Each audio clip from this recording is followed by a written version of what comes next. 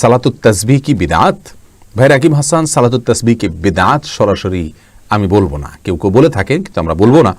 এর কারণ হলো এ সম্পর্কে একটি হাদিস রয়েছে নবী সাল্লাল্লাহু আলাইহি ওয়াসাল্লাম থেকে, সুবহানাল্লাহ আলহামদুলিল্লাহ লা ইলাহা ইল্লাল্লাহ আল্লাহু আকবার 400 বার 4 রাকাত সালাতে পড়া। এই সালাতকে সালাতুত তাসবিহ বলা হয়ে থাকে। নির্দিষ্ট সংখ্যক দাঁড়িয়ে রুকু থেকে দাঁড়িয়ে আবার সিজদায় প্রত্যেকটা জায়গায় এই তাসবিহ পড়ে যে সালাত আদায় করা হয়, লম্বা প্রায় আধা ঘন্টা 40 মিনিট লাগে 4 রাকাত সালাতের জন্য, এটাকে বলা হয় সালাতুত তাসবিহ। এই সালাতুত তাসবিহ সালাত নবী সাল্লাল্লাহু আলাইহি ওয়াসাল্লাম তার চাচাকে শিক্ষা দিয়েছেন মর্মে একটি হাদিস বর্ণিত আছে, কিন্তু সেই হাদিসের সনদটি বিশুদ্ধভাবে প্রমাণিত নয়। যেহেতু বিশুদ্ধভাবে প্রমাণিত নয়, এই জন্য অনেক উলামা ইকরাম বলেন এই সালাতুত তাসবিহ সালাতটি সুন্নাহ দ্বারা সাবেত না, এটা আমরা পড়বো না। কারণ বিশুদ্ধভাবে বর্ণিত যেহেতু না, আমরা সেটা কেন আমল করতে যাব? বিশুদ্ধ হাদিসের উপর আমল করতে আমরা শেষ করতে পারিনি এখনো। এটা হলো একটি মত। আর এর বিপরীতে ইমাম নববী রাহিমাহুল্লাহ সহ বিশ্ববিখ্যাত বড় বড় হাদিস স্কলারদের মধ্য থেকে অনেকেই এই সালাতুত তাসবিহ সালাতকে মুস্তাহাব বলেছেন, পড়া উত্তম বলেছেন মাঝে মধ্যে।